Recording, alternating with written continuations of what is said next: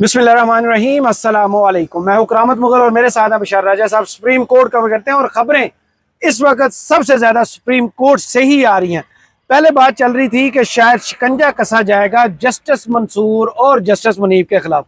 बिलाखिर आज एक रेफरेंस आ ही गया, शिकायत आ गई कि हमें शिकायत है जस्टिस मुनीब से। उसकी वजह आपसे जानेंगे। दूसरी जानिब जिन लोगों ने इदारों को तलकीन की कि आप इन जो मखसूस नशिस्तों वाला फैसला है वो आप ना माने, उन्होंने आइन की खिलाफ वर्जी की, वो आज आइनी बेंच के सरबरा बना दिए गए। जस्टिस मंसूर, जस्टिस मुनीब, हम हर एक से पूछते हैं और बार बार पूछते हैं यार इनका मसला क्या है, हुकूमत क्यों इनको देखना नहीं चाहती। वो तो 8 जज थे जिन्होंने फैसला दिया था, लेकिन अभी तक जो फिक्स किए जा रहे हैं वो 2 हैं। बिस्मिल्लाहिर्रहमानिर्रहीम। बहुत शुक्रिया करामत मुगल साहब, आपने जस्टिस मुनीब के हवाले से बात शुरू की है कि जस्टिस मुनीब के आगे बड़े लंबी गुफ्तगू चलेगी। वो एक वकील साहब है, वहाँ फिरते होते हैं ना, शाहजहां साहब। उन्होंने देखता हूँ आपने हाथ से उन्होंने दरख्वास्त लिखी है जी। दरख्वास्त लिखकर उन्होंने पेश कर दी जनाब, उनके खिलाफ शिकायत दायर कर दी। क्या जी ये जो सुप्रीम जुडिशल काउंसिल में अपनी मर्जी चलाते हैं जनाब, बाकी उनके आईनी और कानूनी कोई निकात तो नहीं उठाएंगे। बस यही इसको लेकर आईनी और कानूनी निकात के हवाले से या जस्टिस मुनीब अख्तर के हवाले से उनकी जो इखलाकी तौर पर या कोई करप्शन के हवाले से वो मुद्दत से लोग तलाश में, लेकिन मिल नहीं रही। अच्छा, क्योंकि जस्टिस मुनीब अख्तर का दामन जो है ना वो इतना साफ है। वो कहते हैं ना कि वो जब दामन निचोड़ते हैं ना तो फरिश्ते वजू करते हैं। उनका दामन इतना साफ है, उनके दामन पर कुछ तरह का धब्बा नहीं लगा हुआ। करो कज्जबी पे सरे कफन मेरे कातलों को। तो आज जो एक साहब थे वहां पर वो फिरते रहते हैं दिन भर, वो वकालत तो नहीं करते, पूरा दिन उनका यही काम होता है कि वो सुप्रीम कोर्ट की राहदारियों में कभी एक बेंच में गए, कभी दूसरे में गए, कभी तीसरे में गए, कभी चौथे में गए। तो आज उनके पास कोई और चीज नहीं आई, तो उन्होंने अपने हाथ से इल्जाम क्या लगाया? इल्जाम के जुडिशल जो कमेटी है, जजेस कमेटी में, उसमें बैठते हैं तो मनमानी करते हैं बस। तो उनको वहाँ मनमानी के लिए बैठाए और कोई इल्जाम नहीं है। वहाँ 3 जज है, तीनों ने अपनी अपनी बात कर ली, अपनी बात करते हैं, वो मनमानी करते, सुनते किसी की नहीं है। अच्छा, लिहाजा इन्हें जो है ना वो काम से रोका जाए। अच्छा, सिर्फ ये कि काम से रोका जाए, इन्हें काम ना करने दिया जाए सुप्रीम कोर्ट में। क्योंकि जस्टिस मुनीब अख्तर बात करता है आइन की, क्योंकि जस्टिस मुनीब अख्तर बात करता है कानून की सरबुलंदी की, क्योंकि जस्टिस मुनीब अख्तर समझता है कि ये मुल्क उसी सूरत में तरक्की करेगा जब हम आइन और कानून के मुताबिक चलेंगे। हर इदारा आइन और कानून के डोमेन के अंदर रहते हुए अपना काम करेगा, अपने फराइज सर अंजाम देगा, तो ये मुल्क उसी सूरत में तरक्की करेगा। तो कुछ कुफ्तों को ये पसंद नहीं होता कि जो आइन और कानून की बात करे, तो फिर वो कभी हाथ से एप्लीकेशन लिखकर भेजते हैं, कभी कोई मुअज़्ज़ज़ शहरी, ये तो चले हमें तो मिल गया ना। मुअज़्ज़ज़ शहरी लिखना जरूरी होता है? शहरी ये तो काम शहरी, चले ये शाहजहां तो मिल गया ना। मैं तो उस साजिद भी मिल गया। नहीं साजिद को तो मैं दिन की रोशनी में लालटेन जलाकर तलाश करता रहा पूरे 2 साल। टहरियान के मामू तो वो एक दिन बेचारे मुझे सुप्रीम कोर्ट में मिल गए इत्तेफाक से। वो तो उस वक्त मिले। ये तो चले अच्छा हुआ कि ये बंदा मिल गया, पर इसकी कोई खास अहमियत और वक़्त नहीं है। सही, कोई असर नहीं होगा। दूसरी जानब क्या सुप्रीम जुडिशल काउंसिल का जुमे को इजलास होने वाला है, तकरीबन 48 घंटे रह गए। जस्टिस अमीनुद्दीन को अब उस संगासन पर बिठा दिया गया जहां पे सारे आईनी फैसले होने हैं, आईनी मुकदमात, सियासी मुकदमात उधर ही जाने हैं। तो फिर तो हुकूमत के लिए विन विन सिचुएशन उधर होगी कि इन्होंने जो कंडक्ट की खिलाफ वर्जी की थी वो भी मामला दब जाएगा क्या या साहब के होते हुए, या फिर या साहब इनकी फाइल भी खोलेंगे। अब मैं इस बात पर आने से पहले मैं थोड़ा सा ये आपको बता दूं कि जो जुडिशल कमीशन का इजलास हुआ ना, उसके अंदर क्या हुआ, थोड़ा सा मैं ये अगर चले बता दे। मेरा अगला सवाल था यार, चले अभी आप बता दे। चले आपकी खुशी। उस सवाल पर मैं मेहमान हैं, वो सवाल बाद में बताता है क्या हुआ। हाँ, वो मैं बाद में पूछता हूँ आपसे। किसने गिलास तोड़ा है ना। जो वहां पर जो सवाल आपने किया ना जी, देखिए जस्टिस, मैं अभी प्रोग्राम में ये बात करके आया हूँ कि कितनी बड़ी बदकिस्मती है कि एक ऐसा जज उसके पूरे करियर में आप उठाकर देख लें, उसका पूरा करियर, जब वो सुप्रीम कोर्ट का जब से जज बना है, वो जज बेचारा कभी सवाल तक नहीं कर सकता। وہ جج بیچارہ کبھی اپنی رائے نہیں دے سکتا، آزادانہ رائے جسے کہتے ہیں. ہم پریکٹس اینڈ پروسیجر کی پوری فوٹیج کھول کے آئے ہیں، ہمیں اس کے بولتا ہوا شارٹ نہیں ملا ناظرین ٹی وی وہ پر چلانے کے ویڈیو لیے، کلپ سپریم کورٹ کی یوٹیوب چینل پر پڑے ہوئے ہیں، ان کے بولتے ہوئے کوئی نہیں ہے. بالخصوص جب عمران خان کی پیشی تھی ویڈیو لنک پر، وہ بھی آپ دیکھ لیں. ترمیم وہ جج نیب امینڈمنٹ، وہ جج جسے جسٹس امین الدین خان کہتے ہیں، وہ فائل آتی ہے ان کے سامنے، وہ دستخط کرتے ہیں. اب انہوں نے کیا کرنا ہے، انہوں نے آئینی ججمنٹ لکھنی ہے جس میں آپ کی آنے والی نسل، ہماری آنے والی نسلیں اس کو پڑھیں گی. جو جج سوال ٹھیک طرح نہیں کر سکتا، وہ اس کو آئینی بینچ کا سربراہ بنا دیا گیا. یہ کتنی بڑی بدقسمتی ہے. خواجہ آصف نے آج اقرار کیا کہ وہ خطرہ ٹل گیا ہے جو انہوں نے کہا تھا. اور جب میں آپ کو بتاؤں کہ جب وہ بینچ کے کسی بینچ میں بیٹھے ہوتے ہیں تو کبھی دائیں دیکھتے ہیں کبھی بائیں دیکھتے ہیں کہ دوسرا جج کیا کہتا ہے، وہ کیا کہتا ہے، پھر وہ بات کرتے ہیں. یار یہ عجیب و غریب قسم کا معاملہ نہیں ہے. اب مجھے یہ بتائیں کہ جسٹس امین الدین خان اور جسٹس نعیم اختر افغان جی اس بینچ میں آئینی بینچ، اچھا آئینی بینچ کی کمپوزیشن دیکھیں آپ. جسٹس نعیم اختر افغان، ان کو آئین سے کوئی لینا دینا نہیں، ان کی ایکسپرٹیز فوجداری میں کوئی بات جی بالکل ایسے ہی ہے. جسٹس امین الدین خان میری طرح نہ آئین کے ان کی ایکسپرٹیز ہے، نہ ان کی جناب فوجداری کی ایکسپرٹیز ہے، نہ ان کی یہ جو ٹیکسز کے معاملات ہوتے ہیں کارپوریٹ کی، کسی کی بھی ایکسپرٹیز نہیں ہے ان کی. وہ صرف جسٹ دستخط کرنے کے لیے جج بنے ہوئے ہیں. اچھا ان کے ساتھ جسٹس عائشہ ملک کی آئینی ایکسپرٹیز ہے، یہ ماننا پڑتا ہے، ان کی فوجداری ایکسپرٹیز بھی ہے. اور جیسے مسرت العلی کا میں نے کیریئر اٹھا کر دیکھا ہے، مٹر چھیلنے ان کی کوئی ایکسپرٹیز نہیں، سوائے اس کے کہ آپ نے چمکنی میں انتخابات کیوں نہیں کروائے، آپ نے چمکنی میں انتخابات کیوں نہیں کروائے. وہ بلے والا فیصلہ تھا، کوئی 15 دفعہ انہوں نے یہ پوچھا کہ آپ نے چمکنی میں انتخابات کیوں یہ نظر کروائے. ثانی میں انہوں نے جا کے پوچھا کہ آپ نے دوبارہ آپ نے انٹرا پارٹی الیکشن کیوں، خدا کے بندو 3 دفعہ پی ٹی آئی نے انٹرا پارٹی الیکشن پریکٹس کروائے اینڈ تھے. پروسیجر ایکٹ کا کیس لگا ہوا تھا. جسٹس عائشہ بار بار یہ پوچھ رہی تھی اپیل کا فورم کون سا ہے.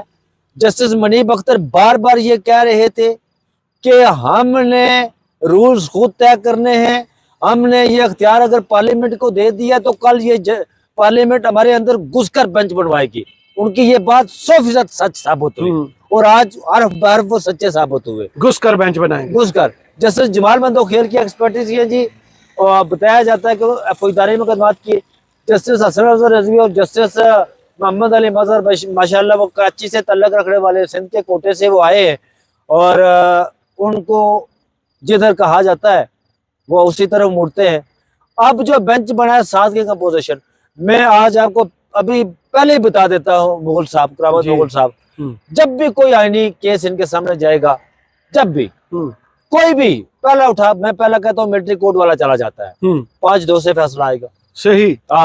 اب دیکھیں سپریم کورٹ کے اندر، ایک سپریم کورٹ کے اندر 2 سپریم کورٹ بنا دی گئی. چیف جسٹس یحییٰ آفریدی کس وقت بے اختیار چیف جسٹس، وہ کیا کیس سنیں گے، وہ سنیں گے دنیا چوری ہو گیا جناب، اس کا کیس سنیں گے. وہ سنیں گے جناب یہ پلاٹ جو ہے 1 مرلے کا، یہ دکان کسی کے نام بھی وہ کیس سنیں گے. اچھا وہ کیا سنیں گے، کسی کا کٹا چوری ہو گیا جی، وہ کیس سنیں گے. اب جسٹس منصور شاہ، جسٹس اطہر من اللہ کو ساتھ بٹھا کر وہ کیس سنیں گے جی. وہ کسی کی بھینس چوری، سائیکل چوری ہوگی، وہ کیس سنیں گے. اب ان کے اختیار میں کچھ نہیں رہا، وہ بالکل بے اختیار ہے. اب دیکھیں عملی طور پر، عملی طور پر سپریم کورٹ کے اس وقت جو پاورفل چیف جسٹس بنا کے وہ بن گئے ہیں جسٹس امین الدین خان.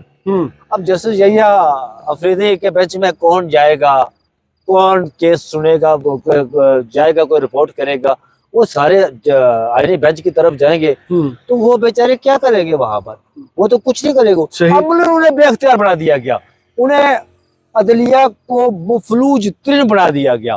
سپریم کورٹ کے ججز کی جو اس وقت اختیار ہے نا، آج کی میں بات کر رہا ہوں، ان کا اختیار، یار کلرک کا اختیار تو پھر بھی ہوتا ہے نا، وہ لکھتا تو ہے نا، یہ بیچارے ان کا اختیار ایک سٹیپ لگانے جیسا ہے، اس سے بڑھ کر کوئی اختیار نہیں ہے. جو خط سامنے آیا اس میں تو پھر وہ لاجک ٹھیک ہے کہ 4 تاریخ کو طے ہوا تھا کہ فل کورٹ بلائی جائے گی. اگر 4 کو فل کورٹ بلا لی جاتی، میری بات سن لینا، 4 کو اگر فل کورٹ بلا لی جاتی تو آج جو کچھ جوڈیشل کمیشن میں ہوا ہے یہ ہو پاتا نہیں. اس خط کی آئینی اور قانونی حیثیت نہیں ہے. نہیں وہ نہیں میں کہہ رہا کہ جب طے ہو چکا تھا کہ 4 نومبر کو متفقہ فل کورٹ بلانے پر، اگر طے ہو چکا تھا، یہ جو 5 تاریخ کو ہوا ہے یہ نہ ہوتا، یہ کبھی نہ ہو پاتا. پھر کبھی نہیں ہوتا. 26ویں یعنی ترمیم پہ بہت سی چیزیں پہلے ہو چکی ہوتی. بالکل ایسا تو ہی. اس کا مطلب ہے یہی آفریدی صاحب نے رستہ دیا.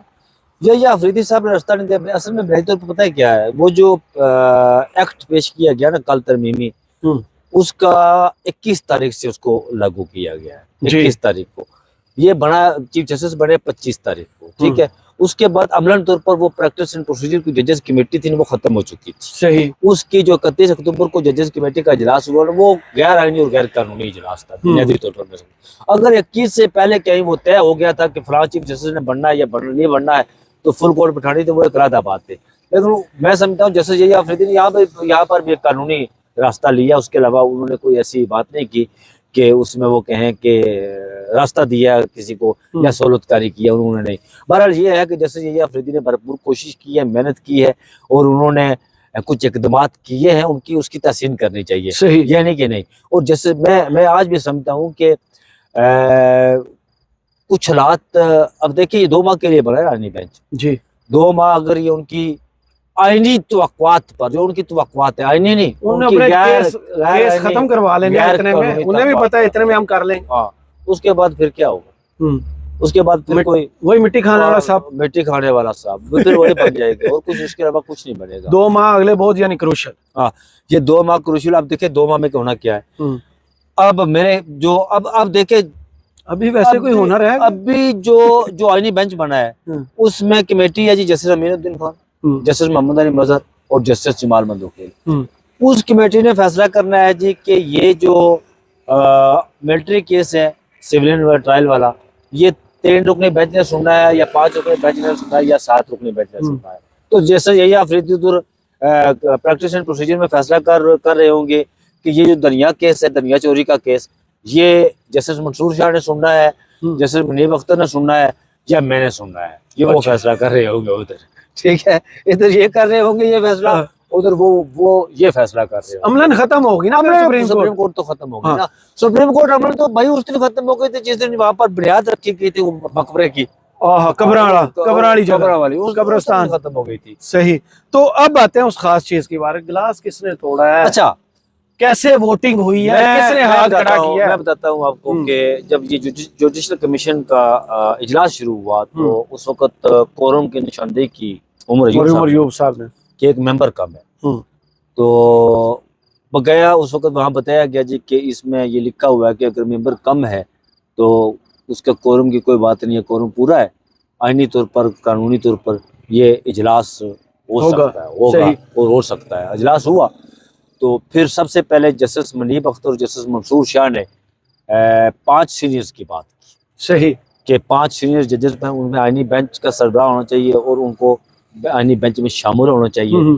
فاروق ایچ نائک صاحب نے مخالفت کی. پاکستان پیپلز پارٹی انہوں نے کہا جی کہ ہمیشہ سب سے بڑی منافق جماعت، انہوں نے غیر آئینی اور غیر جمہوری. انہوں نے کہا کہ دیکھیں جی جسٹس منصور شاہ اور جسٹس منیب اختر سپر سیڈ ہوئے، یہ تو کسی صورت بن نہیں سکتے. اور یہ چیف جسٹس یحییٰ آفریدی جو ہے وہ متنازع ہو جائیں گے، وہ بھی نہیں بنیں گے. اچھا چلیں جی ووٹنگ کروا لیتے ہیں. اچھا ووٹنگ ہوئی تو 5 لوگ تھے. جسٹس یحییٰ آفریدی نے تو ہاتھ ہی کھڑا کیا تو ان کا ووٹ تو نہیں کیا تھا. 2 جسٹس منصور شاہ، جسٹس منیب اختر تھے اور 2 پیپلز پارٹی کے جسٹس، 2 اس کے پی ٹی آئی کے اور ایک شبلی فراز اور عمر ایوب اور ایک جسٹس یحییٰ آفریدی. اچھا پھر حکومتی سائڈ کی طرف سے نام پیش کیا گیا جی جسٹس کس نے نام دیا؟ اٹارنی جنرل نے یا وزیر قانون نے؟ وزیر قانون نے نام دیا جی کہ ہم بڑھاتے ہیں جناب جسٹس امین الدین خان کو بینچ کا سربراہ. جب ان کو بینچ کے سربراہ بنانے کی بات کی گئی تو انہوں نے کہا جی ہاتھ کھڑا کرے. تو سب سے پہلے جسٹس امین الدین خان نے ہاتھ کھڑا کیا، اپنا ہاتھ کھڑا کیا. انہوں نے کہا کہ سب سے پہلا میرا ووٹ جی، اور انہوں نے خود کو ہی ووٹ دیا، اپنا ووٹ. یہ دنیا کی عدالتی تاریخ میں پہلی بار ہوتے ہیں. جی میری بات مجھے وہ کلپ یاد آ گیا. ہنس رہے ہیں یار، پنجاب میں یہ تو رونے کا وقت ہے. میری بات تو سنے نا، وہ کلپ بڑا وائرل ہے، آپ بھی تلاش کر کے دیکھیے گا. وہ انڈین پنجاب میں ایک بندے نے الیکشن لڑا تو اس نے جا کے پوچھا آپ کو کتنے ووٹ ملے. اس نے آگے سے رونا شروع کر دیا. اس نے کہا کیا ہوا؟ انہیں کیا مجھے 1 ووٹ ملا. کہتے پھر رو کیوں رہے؟ کہتے میرے گھر کے اپنے 13 لوگ ہیں تو مجھے رونا آ رہا ہے، مجھے گھر والوں نے ووٹ کیوں نہیں دیا. سب سے پہلے انہوں نے ہاتھ کھڑا کیا. انہوں نے بھی ہاتھ کھڑا کر دیا. یہ دنیا کی عدالتی تاریخ میں یہ انتہائی شرمناک قسم کا اقدام ہے. اب دیکھیے اگر ہونا تھا نا تو یہ لکھا ہوا تھا، جو آپ کا جوڈیشل کمیشن کے ممبران کی بات تھی تو اس میں یہ لکھا ہوا تھا کہ جو 13واں ممبر وہ ہوگا جو آئینی بینچ کے سربراہ کے بعد اس کے سب سے سینئر ہوگا، وہ جو جسٹس جمال مندوخیل تھے۔ بھائی انہیں نکال دیتے یار، انہوں نے اگر بننا تھا تو جسٹس جمال مندوخیل کو شامل کرتے، ان سے ووٹ لے لیتے آپ، بننا ہی تو تھا نا۔ لیکن یہ کالک اپنے منہ پر ملنے کے لیے ضروری تھا یہ کالک ملی جائے اپنے منہ پر؟ ہو رہے ہیں بار بار، روز ہم نے یہ انتہائی ایسا شرمناک اقدام کیا گیا جس کی دنیا کی عدالتیں میں یہ مثال نہیں ملتی۔ اور الحمدللہ ثم الحمدللہ پھر بینچ میں ایسے لوگ شامل کیے گئے، جسٹس جمال مندوخیل، جسٹس نعیم اختر افغان، کیا ہی بات الحمدللہ، جو لکھ کر کہتے ہیں فیصلے کو، جو مخصوص نشستوں والے فیصلے میں لکھتے ہیں کہ بھائی اس پر عمل ہی نہ کریں آپ، بالکل ایسے ہی اداروں کو کہتے ہیں اس پر عمل ہی نہ کریں، تو وہ انعام ہی ملا ہے نا، اور کیا ملا ہے؟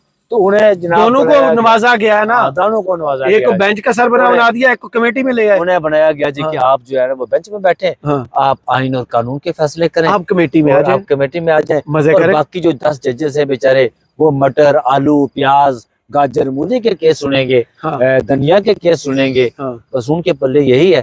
سپریم کورٹ اس وقت عملاً طور پر میں سمجھتا ہوں کہ سپریم کورٹ بالکل ختم ہو گئی ہے، اور حکومت اب دیکھیں ایک اور ری ایکشن کیوں نہیں آیا ججز کی طرف سے؟ کوئی آئے گا؟ مغل صاحب میں آپ کو بتاتا ہوں کہ آج جب وہاں پر موجود تھے تو میں نے بڑا تلاش کیا کہیں وہ دوسری سائڈ سے ججز نکل کر چلے گئے، ان کا رستہ بھی وہی ہے نا، آئے بھی اسی رستے سے، آج وہ اس طرف سے جتنے پالیٹیشین آئے ہیں وہ بھی دوسرے رستے سے آئے، اس رستے سے آئے نہیں، ہمیں کوئی بندہ نہیں ملا۔ صبح انشاءاللہ جو ہے نا آج وہ ہمیں جب گلاس والا واقعہ بھی سنائی دے نا، اچھا وہاں پر جب یہ سب باتیں ہو رہی تھی گلاس والا واقعہ، تو ایک ممبر، جج ممبر ہے، جب جسٹس امین الدین خان کا نام پیش کیا گیا تو معاملہ ہوا تو انہوں نے غصے میں گلاس جو ہے نا وہ میز پر مارا، میز پر گلاس دے مارا، اور اس میں تھوڑا سا پانی بھی تھا اور وہ پانی تھوڑا گرا میز پر، لیکن یہ ہے کہ غصہ تو یار فطری طور پر انسان کا نہیں، سپریم کورٹ کے اب سارے فیصلے حکومت بیٹھ کے کرنا شروع ہوگی، سینئر۔ اب دیکھیں مجھے یہ بتائیں،